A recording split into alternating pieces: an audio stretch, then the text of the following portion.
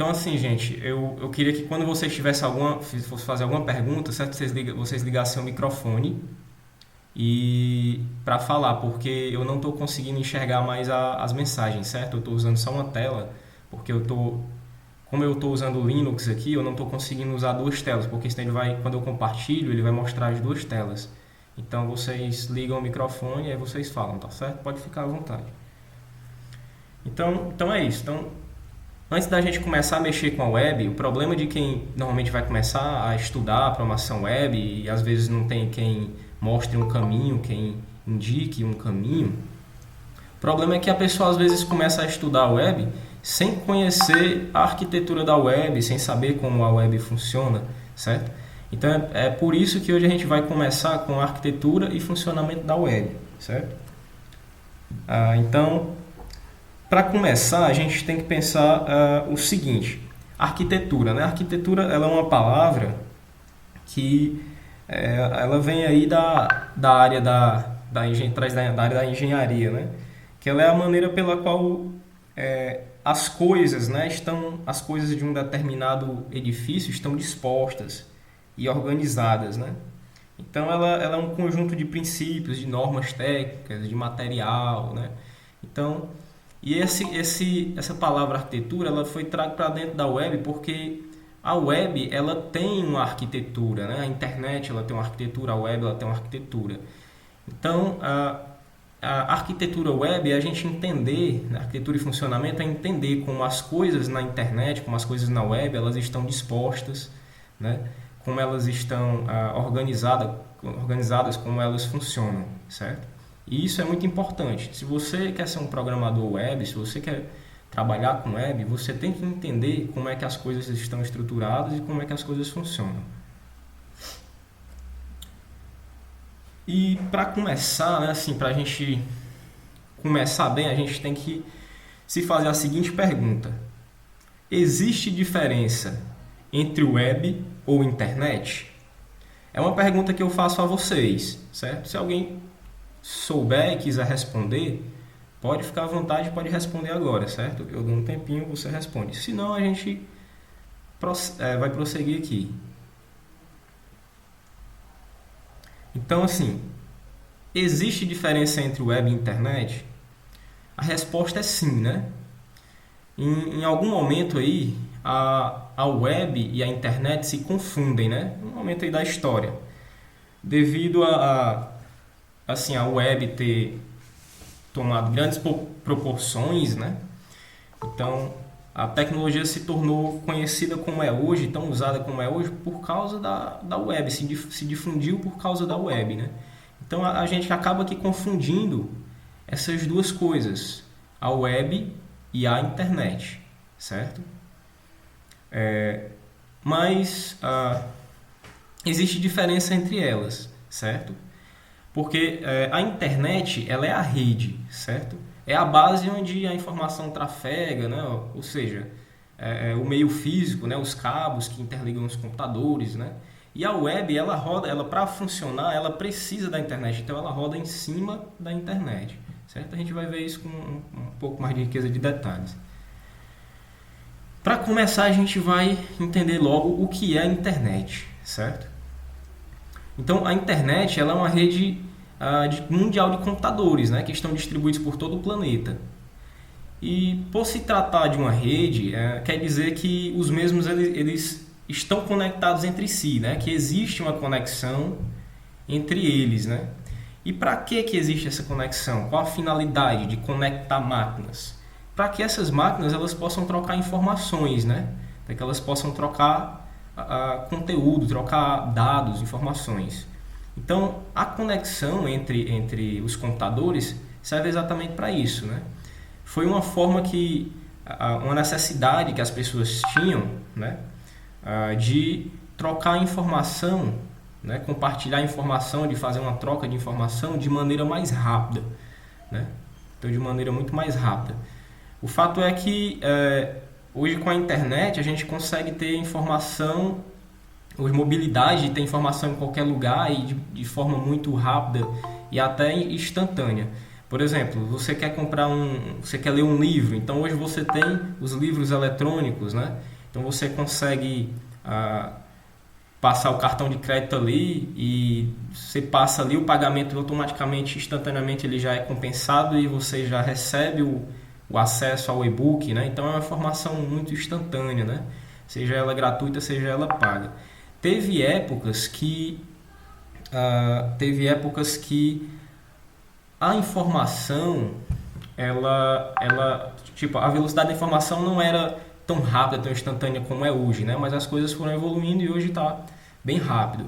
Eu lembro que uma época, quando eu comprava na internet, há muito tempo atrás, eu passava um valor e demorava de 1 a 2 dias para poder compensar, né? Por exemplo, a ferramenta de pagamento poder compensar aquele valor que foi passado para daí a mercadoria ser faturada e enviada, né? E hoje não, está tudo muito instantâneo. Você passa o cartão ali, passa as informações, automaticamente já libera tudo e você tem acesso a tudo, né? Então é isso, a internet ela é uma grande rede mundial, né? Uma grande rede que permite a conexão entre os computadores do mundo, né? Que tem acesso à rede, né? Então o nome internet ele é formado disso, né? Net é rede e inter seria internacional, então é uma rede internacional. Okay? E a web, né? Onde é que a web entra, né? Qual a diferença da web para a internet, né? Então a gente vai entender aqui. Antes de começar, coloquei uma listazinha aqui para poder logo dar os créditos ao criador da web, né? A web ela foi criada por Tim Berners-Lee em 1991, certo? É o Timothy Berners-Lee. Esse cara, ele é o criador da web, certo? Ele, antes de 91, ele já tinha projetado a web. Ele já tinha projetado a web e num escritório um escritório de engenharia que ele trabalhava, eu não me recordo agora, mas o chefe dele não tinha achado muito legal a ideia. E depois, quando ele saiu de lá, né, ele tocou o projeto para frente e tá aí, a gente tem a web como é hoje, a internet como é hoje, né, o funcionamento da web. E assim, a gente tem que, para entender o que é a web, certo? Distinguir web de internet, eu considero bem tranquilo, certo? No segundo tópico aqui, a gente percebe que a web ela é um sistema de interligação de documentos e recursos de forma geral através da internet. Então perceba aqui que é aqui que a gente nota a diferença entre web e internet. A web ela é um sistema de interligação de documentos, ou seja, então você tem documentos. O que seria um documento na web? Um documento na web nada mais é do que uma página web, um site, né? Então, quando você tem uma página ali, meusite.com.br/home, né, que é a home do meu site, você tem ali um documento com conteúdo, né, mas ele é um documento eletrônico. E por ele ser um documento eletrônico, nele pode existir interligações a outros documentos e a outros recursos. Então, dentro daquele documento pode existir um link que me leve para um outro documento, certo? Pode existir um link que me leve para uma imagem, que me leve para um vídeo, que me leve para um outro site. Então a web é isso, a web é um sistema que interliga diferentes documentos, diferentes informações, certo? Então você consegue, por isso que você diz navegar pela internet, porque realmente é como se você estivesse navegando, você está em um ponto X e você consegue ir de um ponto X para um ponto Y, simplesmente pelo fato de você clicar em um link, ok? Então assim, a web por ela ter sido tão difundida, certo? Por ela ter sido tão difundida, ela chega em um determinado momento que você se confunde web e internet, certo? Mas assim, a web, né, ela é um conjunto de coisas que para poder funcionar, um conjunto de ferramentas. Por quê? Porque ela não tem só os documentos, né, os documentos de hipertexto, que é o HTML já então conhecido nosso, ele não é suficiente para a web. A web ela precisa de mais coisas, né? Isso aí é a parte que formata, o HTML é a parte que formata a informação, né?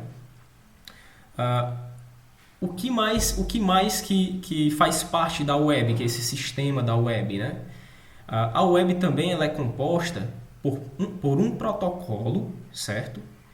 E ela trabalha em cima de uma arquitetura, que a gente vai ver ainda um pouco mais na frente, tá? Mas para que a web funcione, pessoal, a gente tem um protocolo, certo? Um protocolo chamado HTTP, que é o protocolo responsável por transmitir a informação, fazer a troca da informação entre os computadores, certo?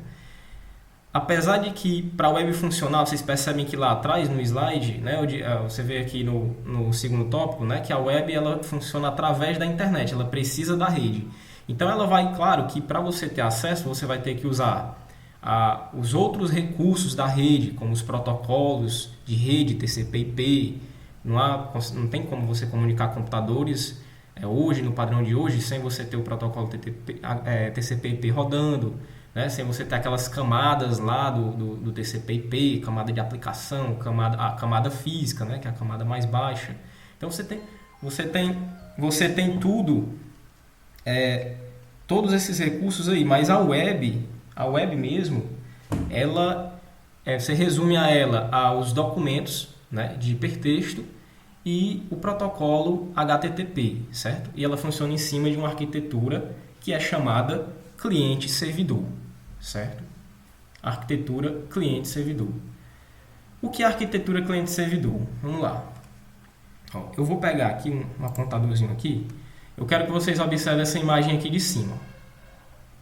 Isso aqui, pessoal, é a arquitetura cliente-servidor. É uma arquitetura física, como vocês podem ver, certo? Você tem um computador, que esse computador aqui é o computador do usuário, certo? Esse computador aqui é o computador do usuário, ou também chamado cliente, ok? Você tem aqui, ó, a internet, que é representada por essa nuvenzinha, que nada mais é do que o meio físico por qual os computadores estão conectados. Por exemplo, cabos de fibra óptica, cabos de par trançado, ou conexão via satélite, conexão via wireless, né? Então, aqui seria a rede, né? Seria aonde os dados trafegam. E do outro lado, na outra ponta, nós temos um servidor. Um servidor, pessoal, ele nada mais é do que um computador, certo? Que provê um determinado serviço. Como assim um computador que provê um determinado serviço? Por exemplo, eu sou um servidor público, fazendo uma analogia com a gente mesmo. Eu sou um servidor público e vocês são os meus alunos. Então vocês são os meus clientes, como se vocês fossem um computadorzinho aqui, e eu sou o servidor. Eu tenho um trabalho que é entregar uma informação a vocês, certo? Que é o que eu estou fazendo agora. Do mesmo jeito, é a arquitetura aqui da web, certo? Você tem um cliente, o meio físico, você tem um servidor. E aí, o papel do servidor é entregar a informação ao cliente, certo? E tudo isso, pessoal, funciona se vocês olharem aqui, ó, para cá. Se vocês olharem para cá, para essa imagem aqui de baixo, funciona assim, ó. Você tem lá no cliente, certo? Um navegador, que é a ferramenta pela qual você consegue ler os documentos digitais, né? Que é os documentos de hipertexto, que é o nosso HTML, certo? E você tem um protocolozinho chamado HTTP, que eu acredito que vocês já devem ter visto isso aqui quando vocês vão acessar um site, né? Vocês olham lá no endereço, na barra de endereço, fica lá http, o nome do site, ou https, né? o nome do site. A diferença do HTTP para o HTTPS é que o HTTPS é uma junção de dois protocolos, certo?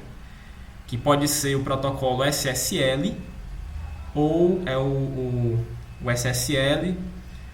Vixe, agora deu um branco aqui, estava na ponta da língua. Mas ele é a junção de dois protocolos, certo? Então seria o HTTP mais um protocolo, que é uma camada de segurança para que as informações que estão sendo trafegadas entre esses dois computadores aqui esteja criptografada, tá certo? E o HTTP, pessoal, ele funciona da seguinte forma. Ele funciona, ele tem um funcionamento de requisição e resposta, certo? O que isso quer dizer? Vamos lá. Isso quer dizer o seguinte, que toda vida que o usuário ele acessar um determinado link aqui no navegador, ele vai mandar uma requisição, que também pode ser chamada de pedido, certo? Ou do inglês request, certo? Então, toda vida que eu digito um endereço aqui no meu navegador, eu estou fazendo, e dou um enter, né? Eu estou fazendo uma requisição, estou fazendo um pedido a um determinado servidor, certo? Um determinado servidor. Por eu estar utilizando o protocolo HTTP, por eu estar utilizando, né, a web, o HTTP, ele obrigatoriamente, o servidor HTTP, ele vai devolver uma resposta, certo? Então, a comunicação entre duas máquinas utilizando o protocolo HTTP, ela sempre vai ter uma resposta para um pedido. Isso não acontece se você não tem conexão. Se você não tiver conexão com a internet, claro que você nunca vai ter uma resposta. Mas se você está conectado à internet e você faz uma requisição, obrigatoriamente, né, o HTTP vai te devolver uma resposta. Mas isso não quer dizer que a resposta que ele vai te devolver é a resposta que você estava esperando, certo? Pode muito bem acontecer você fazer a requisição, pedir um site aqui, por exemplo, você pediu professorrafael.com.br, aí você mandou aqui, você fez a solicitação, chegou aqui no servidor, só que a página que você pediu, ela não está disponível, ela não está acessível, então a resposta vai vir, mas vai lá dizer 404, página erro 404, página não encontrada, né? Ou então, o erro 501, aconteceu um erro interno aí no processamento do servidor, certo? Então, isso são exceções que podem acontecer, mas o protocolo HTTP ele trabalha com requisição e resposta. Então, se você faz uma requisição, obrigatoriamente, né, você vai ter ali uma resposta. Consequentemente, você vai ter uma resposta, tá certo? Então, vamos lá. Pessoal, deixa eu só olhar aqui, porque eu estou vendo muitas mensagens aqui, mas eu não estou enxergando, certo? Só estou enxergando minha tela. Deixa eu olhar aqui se alguém... Pronto, tinha muita gente aqui pedindo para entrar e eu não tinha visto, tá? Pessoal, quem entrou chegou agora um pouquinho mais tarde, não se preocupe não, tá certo? Eu estou gravando, vai ficar no YouTube, certo? E aí, pessoal, por favor, se alguém tentar entrar e não conseguir, e falar para vocês, liga o microfone e me avisa, tá bom? Para eu poder liberar aqui a entrada, porque eu não consigo ver a tela do pop-up da solicitação de entrada, eu só consigo enxergar aqui no meu slide, ok? Queria só saber, vocês estão compreendendo até agora, estão entendendo?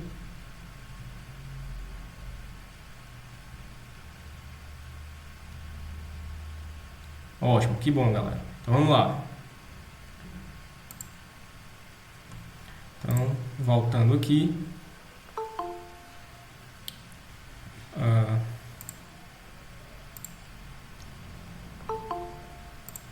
Mais gente aqui entrando aqui, deixa eu liberar aqui de novo.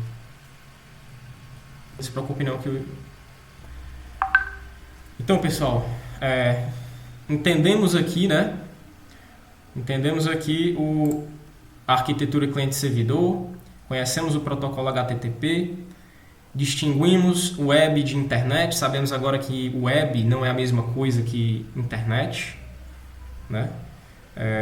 Apesar delas casarem muito bem, né? A web roda em cima da internet, a internet é a rede, a web é um sistema que é uma forma de trocar informação, de consumir informação, né, de uma forma mais otimizada, certo? E a gente viu aqui o protocolo HTTP, viu que ele funciona da seguinte maneira, através de requisição e resposta. Você sempre tem Sempre que você fizer uma requisição, obrigatoriamente você vai ter uma resposta e não necessariamente a resposta esperada, né? Pode ser que aconteça um erro, pode ser que a página não seja encontrada, né? Então a gente entendeu tudo isso. E só um detalhe, pessoal, o protocolo HTTP, né? Ele é um protocolo entre muitos outros protocolos, né? Que você pode ter comunicação entre computadores, tá? Eu não poderia deixar passar isso. Porque, por exemplo, você tem o FTP, que é o protocolo para transmissão de arquivos, né? Então eu poderia trocar informação entre dois computadores sem utilizar a web através de FTP. Poderia pegar um arquivo daqui e trazer para cá. A diferença é que eu vou baixar o arquivo e esse arquivo vai permanecer na minha máquina, né? Com o site não acontece isso. Você tem um navegador, o arquivo ele é baixado para cá, para o navegador, quando você acessa um site, né? Acessou lá, professorrafael.com.br, né? Então você acessou lá, aí veio para cá o site, mas ele fica no navegador enquanto o navegador está aberto. Se você não fizer alguma ação de baixar o site para a sua máquina, quando você fechar o browser, esse site vai sumir da sua máquina, né? Vai sair. O FTP não, você consegue baixar diretamente, né?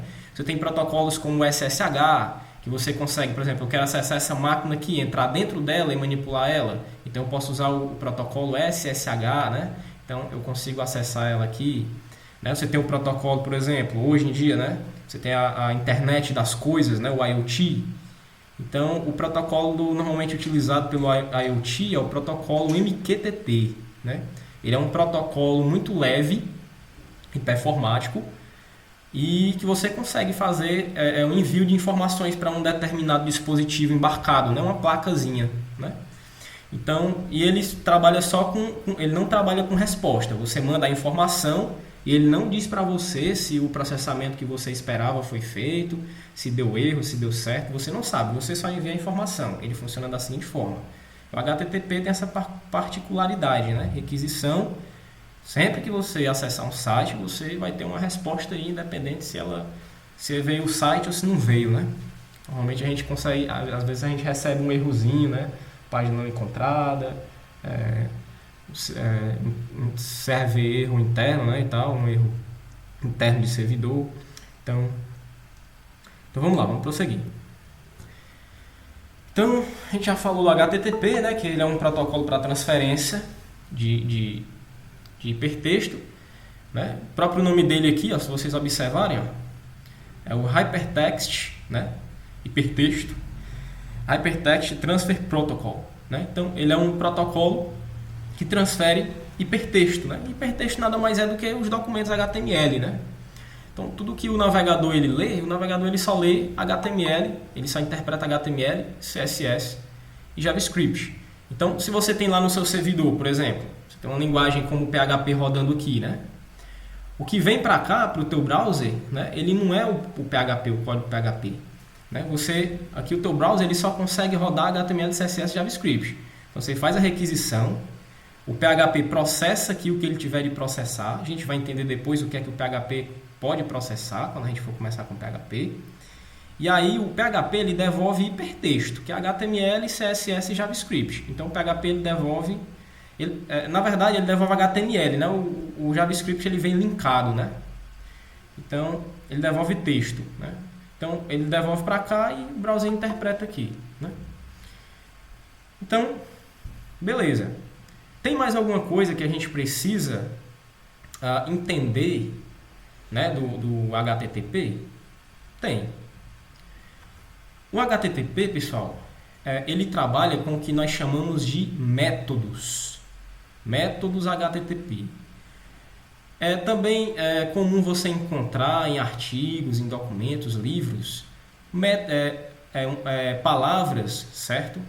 Que fazem também referência aos métodos HTTP. Por exemplo, você pode chamar métodos HTTP, ou verbos HTTP, ou ação HTTP, certo? Então, referente a esses recursos aqui do HTTP, né? São sinônimos, métodos, verbos ou ação para o HTTP, ok? Então, o HTTP ele trabalha com métodos. E o que seriam esses métodos, certo? Vamos lá, vamos entender o que são esses métodos. Toda vida que você vai acessar um determinado site, por exemplo, você tem aqui, ó, o HTTP, o protocolo que eu estou usando, e você vai acessar o www.exemplo.com.br. No momento que você digita isso aqui no seu browser, certo? E você dá um Enter, você está utilizando uma ação HTTP. É disparado um verbo, ou uma ação, ou um método HTTP, certo? E esses métodos, ou quando você clica no link, ou quando você preenche um formulário online, né, inscrição do Enem, aí você clica no botão, então você está disparando uma ação HTTP, o HTTP está entrando em execução, está sendo disparado um método, né? Então, ó, a gente tem aqui os 4 métodos básicos do HTTP, certo? Os 4 métodos básicos. É possível utilizar todos, certo? Tem mais do que esses ainda, mas eu não coloquei aqui porque não convém agora, certo? A gente precisa entender, começar do básico, devagarzinho, certo? Mas esses aqui são as 4 operações que, tipo assim, as 4 operações que a gente faz com dados. Então, eu considero essas aqui as principais, certo? Então, vamos lá. Quais são? O primeiro é o GET. Ó, o GET, ele é responsável por buscar um recurso, né, por buscar um recurso em um servidor. O que é um recurso? Um recurso é uma página, né, por exemplo. Então, um recurso, uma página, uma imagem, né, um vídeo, certo? Então, o GET, ó, é responsável por buscar um recurso. Então, por exemplo, vamos entender o que é isso. Toda vida que você digitar um endereço de um determinado site e você der um Enter, você está tentando só buscar uma página, acessar uma página. Aquele acesso que você está tentando fazer, ele é feito através do método GET. Então, então a gente tem aqui, né, o GET, ele é o responsável por fazer essa busca da informação. Então, toda vez que você acessa uma página, você está acessando através de GET. Ok? O POST, ele é o responsável por realizar a inserção, né, um cadastro de dados no servidor. Então, imagine, você foi fazer a sua inscrição do Enem, você encontrou um formulário lá na página do Enem. Mas vamos fazer o seguinte, vamos utilizar aqui, fazer um mapa mental aqui na mente mesmo, né? Quando você vai fazer a inscrição do Enem, você acessa primeiramente o site através de GET.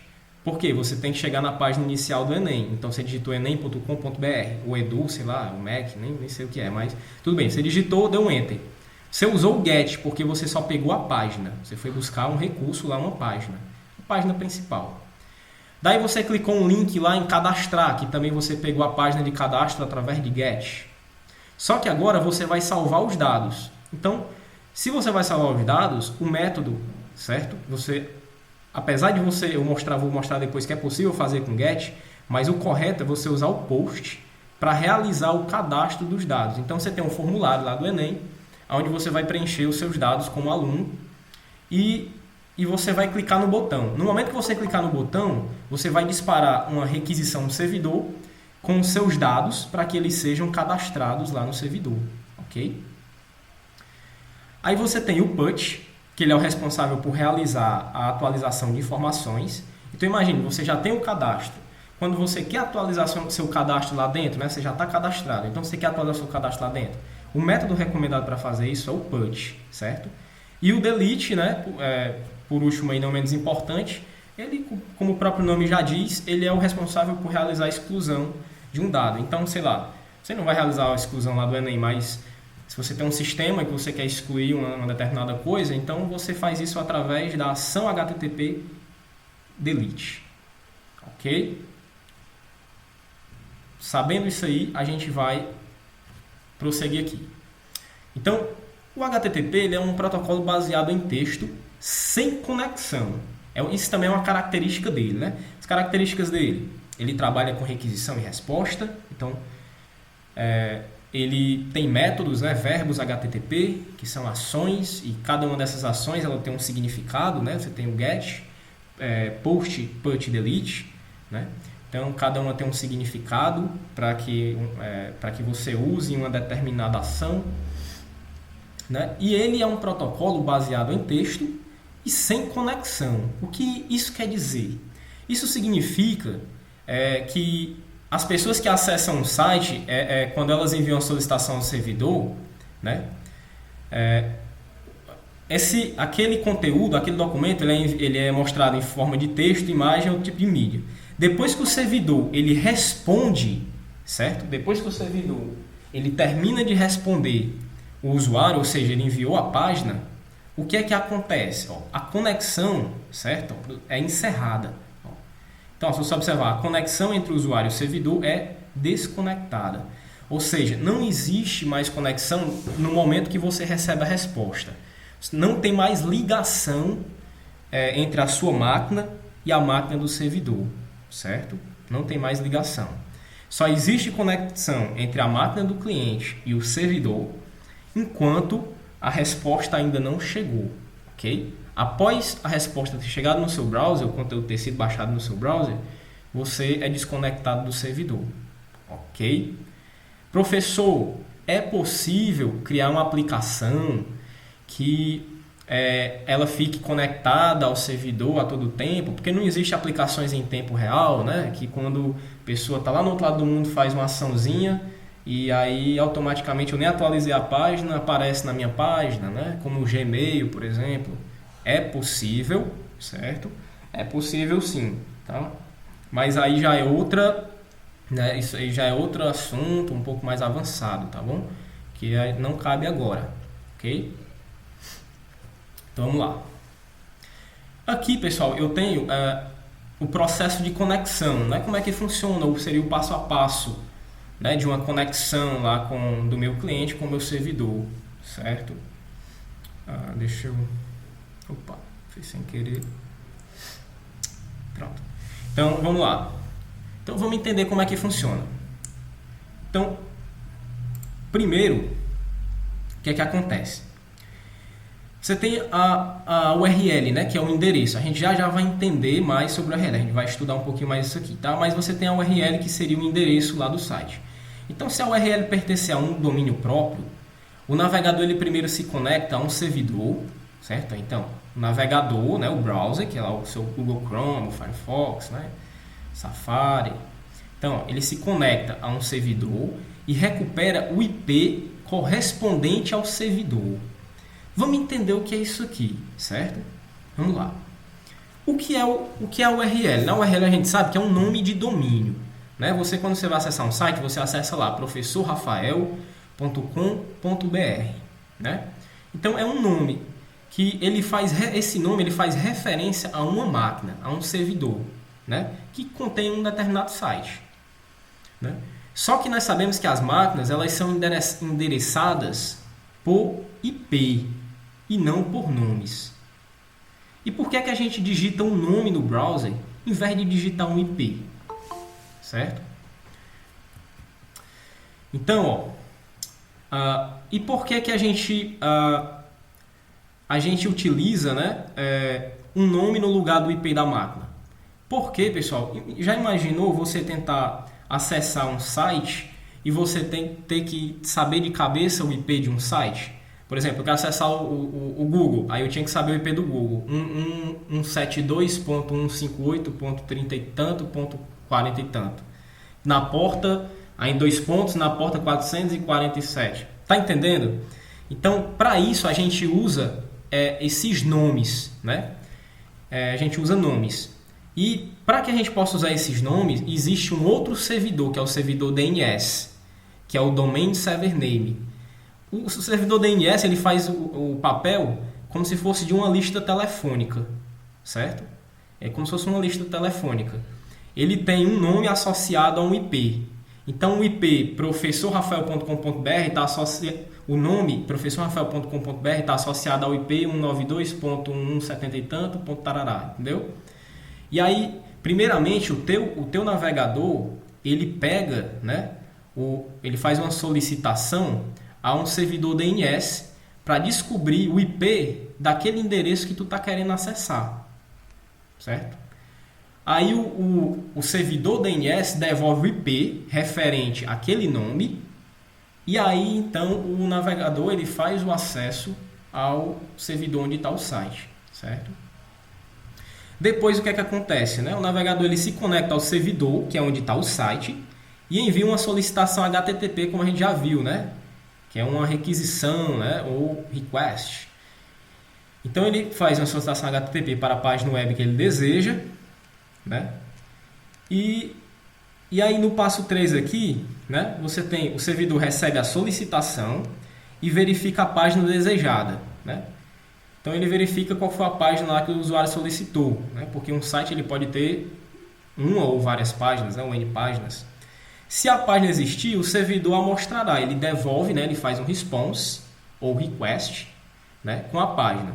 Se o servidor não conseguir encontrar a página solicitada, ele enviará uma mensagem de erro 404, ou seja, página não encontrada.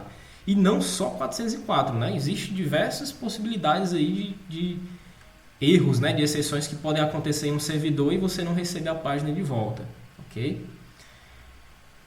Passo 4. O navegador então recebe a página de volta, né? Imaginando que deu tudo certo, ele recebe de volta. E acontece aquilo que a gente viu na lâmina anterior, a conexão é fechada, ou seja, não existe mais conexão entre o cliente e a máquina lá onde está o site, né?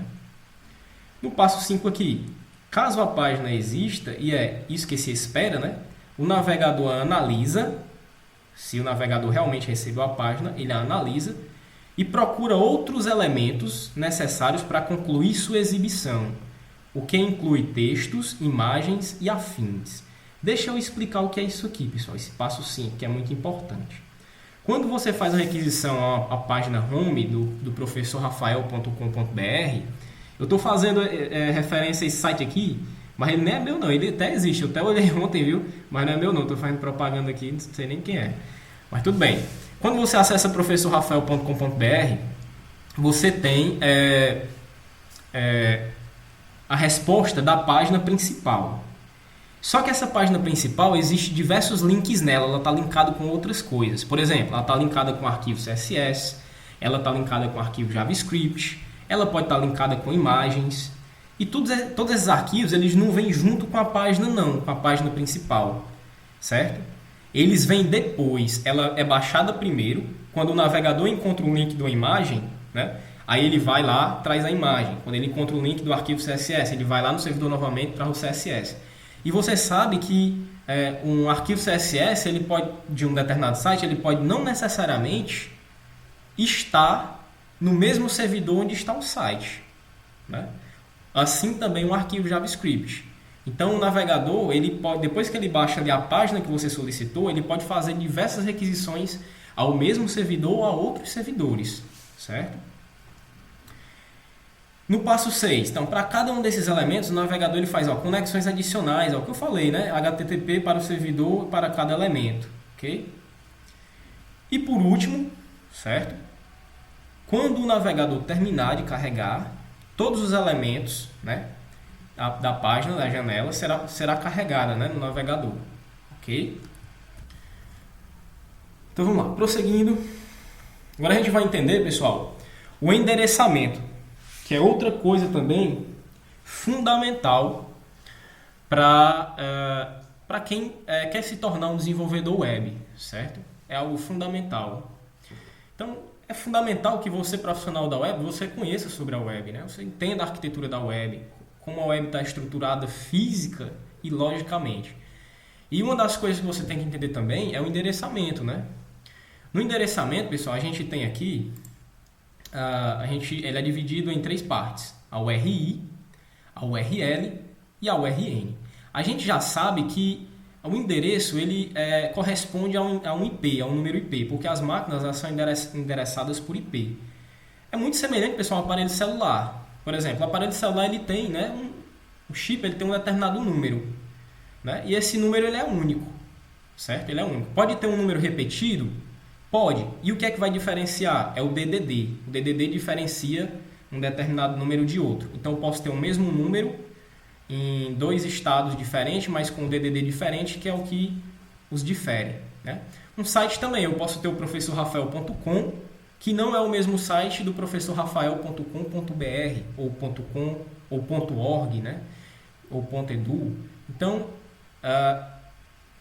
a URL é isso, né? Ela é um endereço. Então, é como o endereço, através do endereço que o seu cliente ele vai chegar até o seu servidor, certo? A gente vai entender agora como é que funciona. Ele está dividido assim, em URI, URL e URN. Okay? Para começar, a gente vai com a mais conhecida de todas, né? A siglazinha mais conhecida de todas, que é a URL, né? Que é do inglês Uniform Resource Locator, né? Que nada mais é que um localizador de recursos universal. E como o próprio nome diz, né? Ele se refere ao local, ou seja, ele se refere ao host, a máquina, né? O servidor, onde está o site, que você quer acessar um determinado recurso, né? Então, o objetivo da URL é associar um endereço remoto, né, de uma máquina remota que está em outro local. Então, o objetivo dele é associar esse endereço com um nome de recurso na internet. Então, por exemplo, vamos lá, vamos entender aqui. Eu tenho aqui alguns exemplos. Né, eu tenho alguns exemplos aqui, ó, professorrafael.com.br, professorrafael.org, poderia ter professorrafael.com, professorrafael.edu, professorrafael.tech, poderia ter diversos endereços aqui, ok? Beleza, esse endereço aqui, pessoal, ó, é só esse pedacinho aqui, ó, perceba que aqui não tem www, né? Não, www poderia até ter, não tem problema não, mas não tem não teria HTTP e não tem mais nada depois daqui, ó, é simplesmente o nome de domínio, certo? Simplesmente o nome de domínio. O nome de domínio é que é a URL, ok? professorrafael.com.br. Outro exemplo de domínio, facebook.com. Perceba, não é http www.facebook, é apenas facebook.com. Essa é a URL, certo? Então, pessoal, todo servidor ele tem um arquivo, ele tem uma configuração que define um arquivo de entrada, que normalmente é um arquivo chamado index, né? Que é o índice de tudo, é onde tudo começa, é o arquivo principal. Então, normalmente quando você faz uma requisição à URL limpa, assim, ó, sem mais nada, sem mais nenhuma informação, só ela, o servidor normalmente ele vai te devolver um arquivo index. E esse arquivo index normalmente ele contém links para outros arquivos. Então, quando você clica nesses links, aí você está fazendo requisições ao servidor para outros arquivos. Por exemplo, o arquivo sobre, onde é a página de sobre, o arquivo contato, né, que tem a página de contato, e por aí vai. Por enquanto, você precisa entender só que a URL é o nome de domínio aqui, limpo e seco, né, se posso dizer assim. Tem um detalhe, certo? Vamos lá. Professor, como é que eu faço para colocar eu não falei, né? Até porque a gente pode ver isso depois. Mas como é que eu faço para colocar um site no ar, né?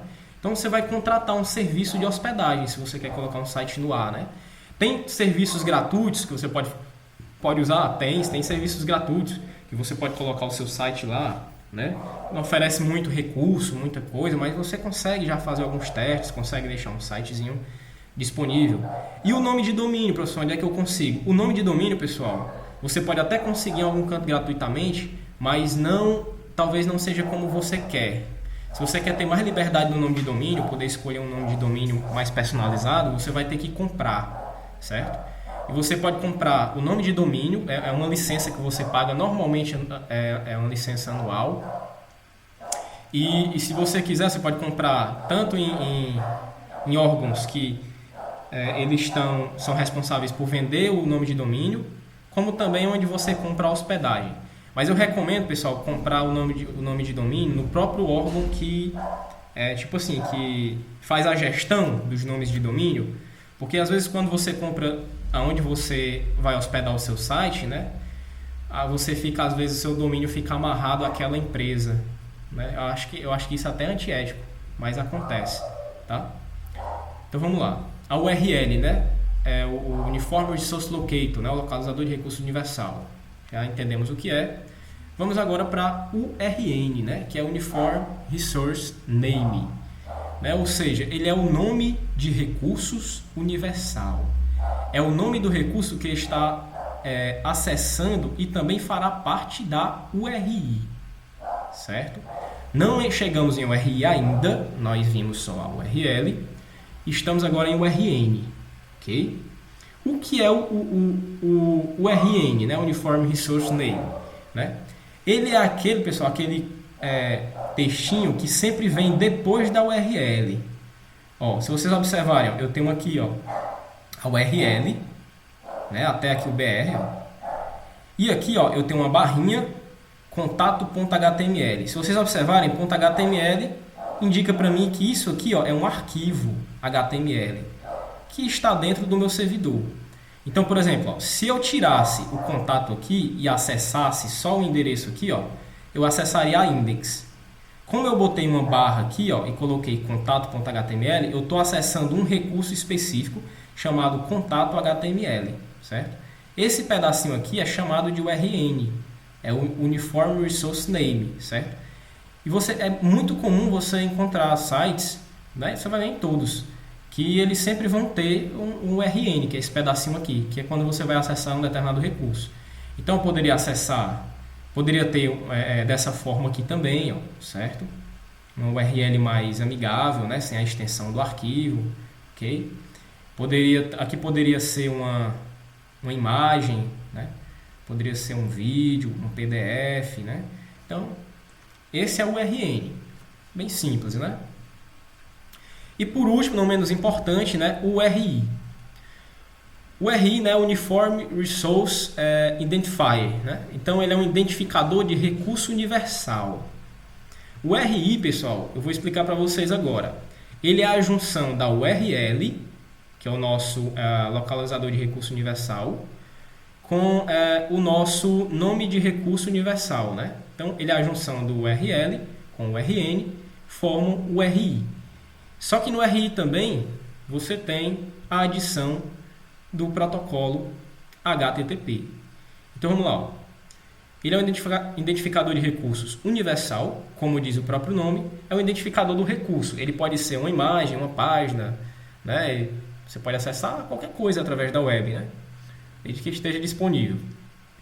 E só que a URI ele é o endereço completo, né? Ele é a junção do protocolo, poderia ser o HTTP simplesmente, aqui eu botei HTTPS, e aí você tem o nome de domínio, que é o URL, e você tem aqui o pedacinho aqui, que é a URN, né?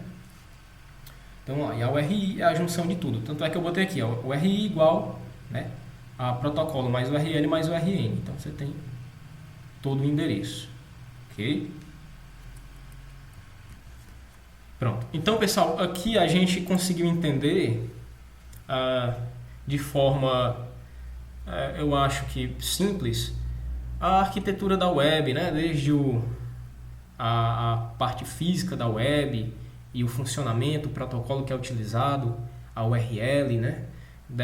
Alguns detalhes do protocolo HTTP que a gente ainda vai ver ainda um pouquinho mais a fundo, mais na frente quando a gente estiver programando. E assim, agora a gente vai fazer o seguinte, eu já estou perto aqui de terminar, a gente está perto de encerrar. Eu queria agora só mostrar para vocês aqui, certo? Uma requisição aqui no browser só para a gente entender aqui como seria a URL, né? Aqui, então, é bem simples, bem rápido. Então, ó, eu tenho aqui, ó, eu vou acessar aqui o site do Google, né? Então aqui, ó, eu tenho a URL do Google, percebam? Aqui eu tenho a URL completa, certo? Então a URL completa. Bem aqui, ó, eu tenho o protocolo e eu tenho aqui o nome de domínio, né? Que seria a URL. Aqui no momento eu não tenho nenhum URN, né? Percebam que se eu digitar alguma coisa aqui, ó, por exemplo, vou botar aqui, ó, PHP. Ó, percebam que agora, ó, depois do nome de domínio, né, da URL, eu tenho agora, ó, uma URN, né? Então eu fiz aqui ele fez uma junção aí de caracteres, misturou as coisas e tudo, mas aí eu tenho agora aqui uma URN, certo? E aí, pessoal, eu queria também mostrar para vocês, ó, por exemplo, se eu vier aqui, ó, vou abrir aqui o Developer Tools, né, que é aquela ferramenta lá que a gente sempre usa nas aulas. Então eu vou abrir aqui, ó. E aqui eu tô, deixa eu só diminuir aqui. Ó, eu tô aqui em Network, certo? Eu vou baixar aqui, ó, eu vou acessar novamente, fazer uma nova requisição ao servidor do Google. Então eu vou dar um Enter. Quando eu der um Enter, ó, percebam que ele vai baixar tudo aqui para mim, ó, ele baixou tudo para mostrar a página do Google, certo? Se eu vier aqui no primeiro aqui, ó, que é a página do Google mesmo, né, ó, nesse documento aqui, ó, perceba ó, que o status aqui, ó, status 200, ou seja, a requisição, né, o código de que foi aquisição foi bem sucedida, né, a resposta. Então, se eu vier nesse documento aqui, ó, do Google, bem aqui, ó, que eu quero mostrar para vocês. Peraí. Tô me amarrando aqui um pouquinho. Mas, ó, pronto. Percebam, aqui, ó, aqui dentro, eu consigo enxergar, ó, a URL que eu requisitei do Google. Eu consigo, ó, enxergar o método HTTP que eu usei, ó, que é o GET. O status code, que é o status de sucesso, de que eu consegui, a página foi devolvida com sucesso. Percebam que aqui ó, é um endereço remoto, que é o IP, nada mais é do que o IP, certo? O IP que está ligado a esse nome de domínio, google.com. Então ele está nesse IP aqui, ó, certo? Eu vou até copiar para a gente requisitar diretamente com o IP, certo? Copiar aqui, ó, para a gente fazer um teste depois, ok? E ó, se eu colocar esse IP aqui na barra de endereço, eu consigo acessar o site do mesmo jeito. Porém, é muito mais fácil acessar pelo nome do que eu acessar por um número desse aqui, ó. E aí ele ainda tem a porta aqui, esse 443, é porque ele usa a camada de segurança, né? Lembrei agora, é a TLS, né? Você tem a camada de segurança, você tem o SSL e você tem o TLS. TLS, certo? É uma camada é um protocolo a mais que trabalha junto com HTTP. Ele é o responsável por proteger a informação que trafega na rede, né? Ele criptografa a informação, ok? Aí você tem aqui, aqui é cabeçalhos HTTP, pessoal, referentes a gente não vou mostrar isso aqui agora, a gente vai ver isso aqui quando a gente for programar PHP. Mas que são cabeçalhos HTTP, que são a forma como o navegador solicita as coisas ao servidor. Então ele diz como é que ele espera, ó, bem aqui, ó, se você observar, você tem o content type, text HTML, ó, então é o tipo de documento que eu estou esperando do servidor, ó, certo? Aqui, ó, o charset, que é o tipo de caracteres, então eu estou usando o TF8, estou dizendo que eu aceito, que eu espero caracteres Unicode, né, que vem com acentos, pode vir com acentos, caracteres especiais, certo? A data da requisição, aí aqui a expiração da conexão, tá, coisas do tipo. Isso aqui, pessoal, não se preocupe, vocês não precisam entender isso aqui, cada coisa como é que posso dizer, cada informação dessa aqui vocês não precisam entender a fundo não, tá bom? Então assim, você com o tempo, você vai, claro que a programação ela vai fazer com que você entenda muita coisa, tá? Mas você não vai precisar sair lendo tudo isso aqui não, tá bom? Pesquisando de um a um não, tá?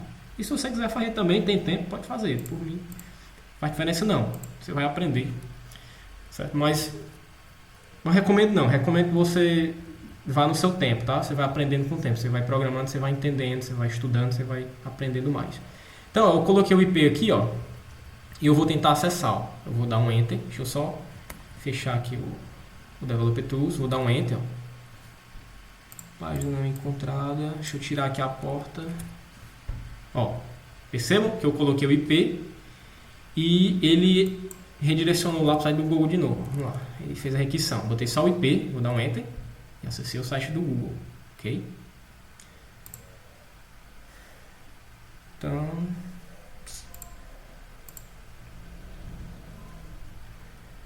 Então pessoal, vocês estão me vendo, né? Então, ó, era isso que a nossa primeira aula, né, de introdução aí. A gente terminou a parte lá de JavaScript para front-end. A linguagem JavaScript ela pode ser programada também no back-end. Mas a gente vai começar com PHP, a nossa linguagem back-end, né, do nosso curso é PHP, que é uma ótima linguagem, certo? PHP, o pessoal tem uma fama de antigamente e tudo, mas hoje em dia, quem fala mal de PHP não sabe nada sobre o PHP, não sabe nada de PHP, certo? Então, eu queria... vou parar a gravação, E aí a gente pode, se vocês quiserem, a gente pode conversar um pouco, interagir, vocês fazerem perguntas. Para não ficar na gravação, eu vou parar, tá bom? Mas desde já eu queria agradecer a participação de vocês, certo? Não esperava, eu digo que eu não esperava que tivesse 19 pessoas. Queria parabenizar a Mariana, que é do terceiro, que está participando com a gente aí, né? E isso é muito importante, o conhecimento, ele só agrega, dependendo dela já ter visto, né? Bastante coisa aqui. Mas assim, só quem tem a ganhar, pessoal, é vocês, certo? Ah, o Eric, olha aí, rapaz, tô sabendo, viu, Eric? Então aí, ó, assim, ó. Então assim, gente, eu fico muito feliz mesmo de estar com vocês aqui. Então assim, só quem ganha, pessoal, é a gente que estuda, certo? Só quem ganha é a gente que estuda. É um momento difícil, né, de crise, pessoas perdendo o emprego e a área de TI está contratando. Então assim, ó, o Santander é um exemplo. O Santander está pagando cursos para pessoas, né? Então, tipo, Santander abriu aí umas turmas aí com uma escola grande chamada Digital House, onde está treinando pessoas de graça, né? Dando curso presencial em São Paulo, para poder contratar a pessoa, pagando bons salários, dando estabilidade, né? Eu vi uma notícia agora na Globo ontem, né, referente ao PHP, sobre a linguagem PHP. Uma empresa parceira do Senai pagou um curso no Senai para 45 pessoas e ao final do curso contratou 25, né, numa época dessa, certo? Eu vi também, tem uma empresa aqui em Fortaleza que eles estão contratando programador um programador PHP, e eles nem pedem muita coisa, certo? Eles pedem só uma experiênciazinha, o cara tem uma experiência, mas não pedem muita coisa. O salário é entre 5 a 8 mil. Não é o salário a combinar, o salário é entre 5 a 8 mil. Eu nem lembro se pede formação, certo? Assim, graduação. Eu não lembro disso, mas o TI está contratando. Se você quiser um emprego daqui a 10 anos, se você quer um emprego daqui a 20 anos, com certeza a área da TI vai ter um emprego para você. Porque não tem para onde correr, tudo hoje é automatizado. Então, galera, é isso, só quem tem a ganhar é vocês. Estudem, certo? O estudo de vocês, eles só servem para vocês. Então, eu vou parar aqui a gravação e a gente pode, se vocês quiserem, a gente pode conversar aqui, tá bom? Valeu, muito obrigado.